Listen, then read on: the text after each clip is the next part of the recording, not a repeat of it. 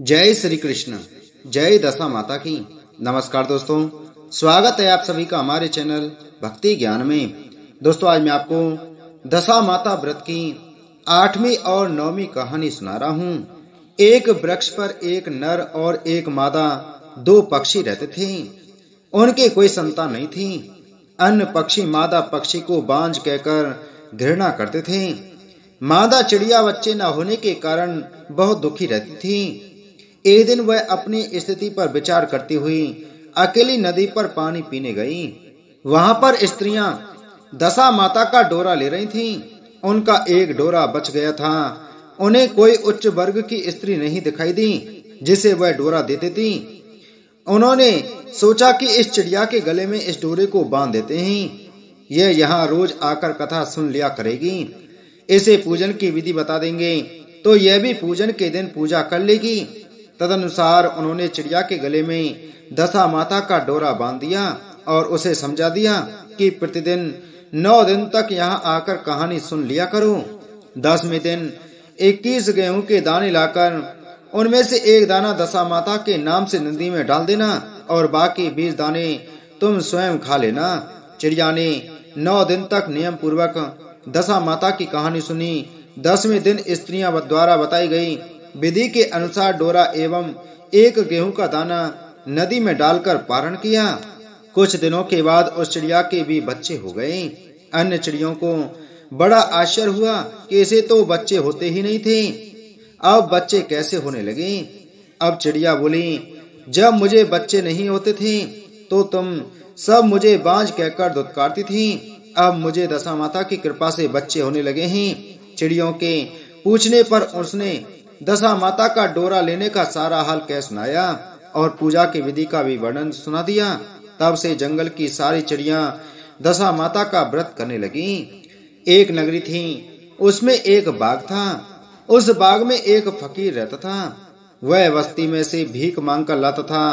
कोई आटा देता, कोई रोटी तो कोई अनाज देता था।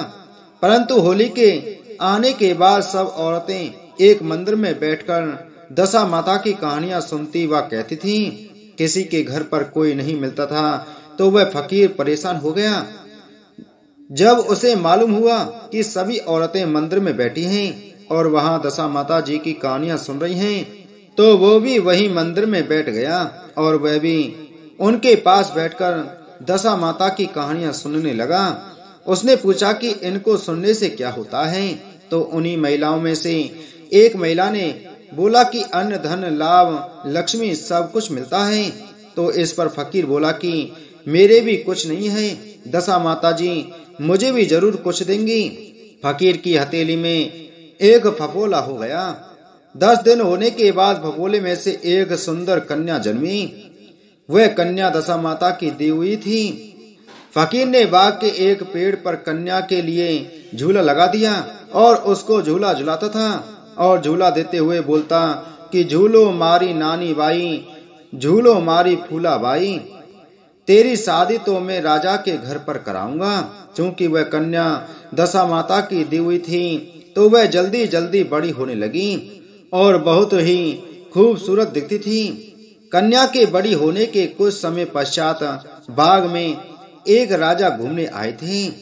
घूमने आए हुए राजा ने कन्या को देखा और मन में सोचा कि यह कन्या कितनी खूबसूरत है, इससे तो मैं ही शादी करूंगा, सिर्फ मैं ही शादी करूंगा। राजा ने जब पता करवाया कि यह कन्या किसकी है तो उसे पता चला कि यह तो फकीर की कन्या है। राजा ने फकीर को बोला कि तुम्हारी कन्या से शादी करना चाहता हूँ। इस पर फकीर बोला कि आप तो राजा हैं, मैं गरीब हूँ। मैं गरीब फकीर कैसे आपसे मेरी कन्या की शादी करा दूं? मैं आपसे शादी नहीं करा सकता अपनी कन्या की। राजा नहीं मानता है, वो कहता है कि मुझे तो तुम्हारी कन्या से ही शादी करनी है।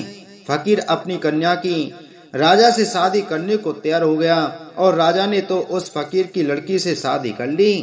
राजा की रानियां तो पहले से ही थीं, पर कुंवर किसी भी रानी के नहीं था। नई रानी ज्यादा सुंदर थी तो राजा उससे ज्यादा खुश रहते और उसको दूसरी रानियों से ज्यादा अच्छा रखते थे। कुछ दिनों बाद नई रानी गर्भवती हुई और राजा के व्यापार के लिए दूसरे देश जाने का समय आया तो रानी बोली कि आपके जाने के बाद मेरा ध्यान कौन रखेगा? मेरे से दूसरी रानियां थोड़ी नाराज रहती हैं। राजा ने बोला कि सबसे बड़ी रानी है, वह थोड़ी समझदार है, मैं उसको जिम्मेदारी देकर जाऊंगा और मेरे को कुछ निशानी दे दो ताकि मुझे भी पता लग जाएगा।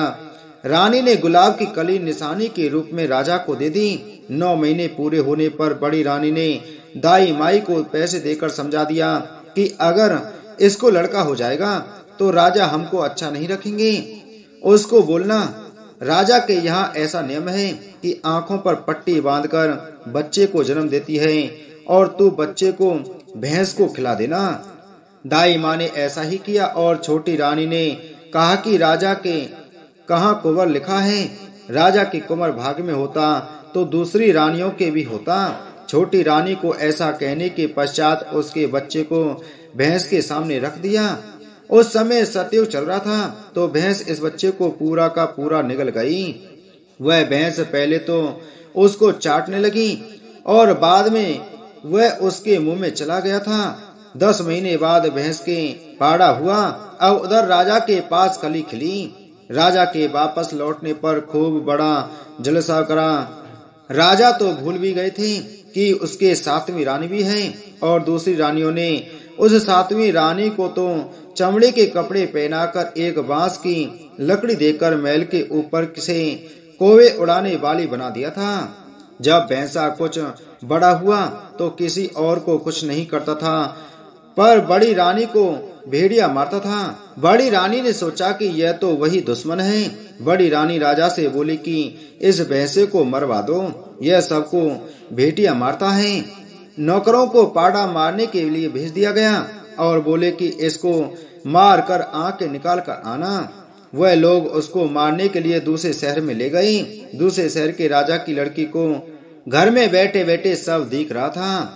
उसको पुराना आगे पीछे का सब पता चलता था। राजकुमारी उन आदमियों से बोलती है कि यह पाड़ा मेरे को दे दो तो वो लोग बोले कि नहीं, हमको तो इसको मारना है। वो बोलती है कि इस मासूम पाड़े को क्यों मारते हो, इसको मुझे दे दो। नौकर बोलते हैं कि हमको इसको मारने का हुक्म मिला है और इसकी आंखें हमें सबूत के तौर पर दिखानी हैं। तो इस पर लड़की बोलती है कि कोई और जानवर मरा हो तो उसकी आंखें लेकर चले जाओ।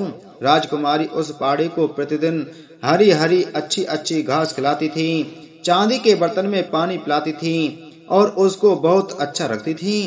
कुछ समय पश्चात एक दिन उस राजकुमारी के पिता राजा को विचार आता है कि अब मेरी राजकुमारी भी बड़ी हो गई है, उसके लिए अच्छा वर ढूंढना चाहिए। तो राजा अपनी बेटी राजकुमारी से बोलता है कि बेटी, अब तुम्हारे लिए सुयोग्य वर ढूंढने का समय आ गया है, तुम बताओ तुमको कैसा वर चाहिए।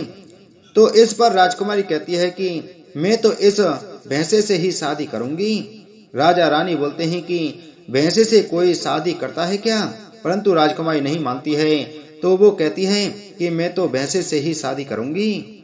राजकुमारी के जिद करने पर उसकी शादी भैंसे से करा देते हैं। एक दिन राजा शिकार खेलकर घर आए तो गौखड़े में राजकुमारी के साथ रात को किसी कुंवर को बैठा देखा तो डर गए कि राजकुमारी किस कुंवर से बात कर रही है।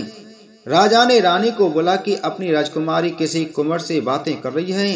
रानी ने कहा, अरे हाँ, मैं बताना भूल गई थी, अपनी राजकुमारी तो बहुत ही समझदार है। अपनी राजकुमारी ने जिस पाड़े से शादी करी थी ना, उसमें से रात को एक सुंदर सा कुंवर निकलता है और सुबह होते ही वह कुंवर पाड़े की खोली में चला जाता है। राजा राजकुमारी से बोलता है कि आज कुंवर से पूछना कि उसकी खोली कैसे बदली जा सकती है। राजकुमारी के पूछने पर कुंवर बोलता है कि अरे, मेरी खोली तो सहज में ही बदली जा सकती है, परंतु थोड़ा सा ध्यान रखना पड़ेगा। कहता है कि संटिया कच्ची लकड़ी की गठरियां मंगवा ले, दही दूध के घड़े भरवा ले, गुलाब जल और पानी के घड़े भरवा ले। जब मैं खोली पहनने लगूं तो जल्दी से सटियां मेरी खोली पर डालकर उसे जला देना। मैं जब जलूं जलूं बोलने लगूं तो दही दूध गुलाब जल और जल से भरे घड़े में मुझे डाल देना। इस प्रकार मेरी खोली बदली जा सकती है। अगले दिन उन्होंने इसी तरह से खोली बदलवा ली। और उसमें से सुंदर कुंवर निकला। अब कुछ दिनों बाद कुंवर बोले कि अब हम भी हमारे महल जाना चाहते हैं, हमारे भी पूरा परिवार है, माँ पिताजी राजपाट सब है, सो अब आप हमको भी सीख दो। राजा ने कहा कि बिना कुछ दिए ऐसे कैसे भेजूं मैं आपको। फिर तो राजा ने उन्हें बहुत सारा दहेज देकर पूरे लवाबजे के साथ विदा करा। कुंवर और राजकुमारी ने अपने नगर पहुंचने पर नगाड़े बजवाए। राजा ने सोचा कि कोई दूसरा राजा चढ़ाई करने आया दिखे तो वो अगवानी करके हाथ जोड़कर आए। कुंवर ने कहा कि आज का खाना मेरी तरफ से है, आप ढूंढी पिटवा दो कि नगरी के सब लोग खाना खाने आवे, कोई भी चूल्हा नहीं जलावे। पूरा नगर खाना खाने आया। कुंवर कहता है कि महल में से भी कोई बचा तो नहीं है। रानी बोलती है कि और तो कोई नहीं है, एक काग उड़ावन वाली है, उसके तो किसी के साथ भी परोसा भेज देना। तो इस पर वह कुंवर बोलता है कि नहीं नहीं, वह जिस भी हालत में है उसको लाना पड़ेगा, तभी मेरी प्रसादी पूरी होगी। फिर राजा की 7वीं रानी, जिसको बड़ी रानी ने काग उड़ावन बना दिया था, उसको लेकर आए। कुंवर ने राजकुमारी को इशारा किया कि यही मेरी असली माँ है। रानी कुंवर और राजा की नजर मिलते ही रानी की चोली चीरकर दूध कुंवर के मुंह पर गिरा। 9 महीने तो माँ के पेट में रहा, 10 महीने भैंस के पेट में रहा, पर माँ का दूध आज जाकर मिला। राजा सोचने लगा कि यह क्या रचना हो रही है। इधर इस घटना के बारे में जब छोटी माँ को भी पता चल गया, वह सोचने लगी कि हो ना हो यह कुंवर वही दुश्मन दिखता है। कि कुंवर ने राजा को सारी बात बताई कि याद करो, आपने फकीर की लड़की से शादी करी थी, फिर आप व्यापार के लिए परदेश चले गए थे। उस समय आपकी 7वीं रानी गर्भवती थी। उसने आपसे कहा था कि वो अकेली कैसे रहेगी, तो आपने कहा कि कुछ निशानी दे दो। तो फिर रानी ने आपको गुलाब की कली दी थी। आप 7वीं रानी को बड़ी रानी के भरोसे छोड़कर गए थे कि यह समझदार है, इसका ध्यान रखेगी। इन्होंने तो ऐसा ध्यान रखा कि जन्मते ही दाई माई को सीख देकर पैसे खिलाकर भैंसे के सामने रख दिया। भैंस पूरा निगल गई। 10 महीने बाद भैंस के पाड़ा हुआ। मोटी रानी के कहने पर आपने पाड़े को जंगल में मारने के लिए भेज दिया। यह तो इस कन्या को सब पता चलता था, आगे पीछे का, और दशा माता का इष्ट था इसको, जो इसने मेरी जान बचाई। फिर तो राजा को सारी बात याद आ गई। कुंवर को राजगद्दी पर बिठाया।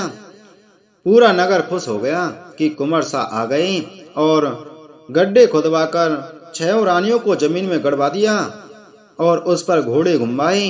दशा माता जी से हम प्रार्थना करते हैं कि हे दशा माता, फकीर की बेटी के ऊपर जैसी मुसीबत आई वैसी किसी के ऊपर नहीं आई, और जैसी उसकी लाज रखी वैसी सबकी लाज रखना। बोलो दशा माता की जय।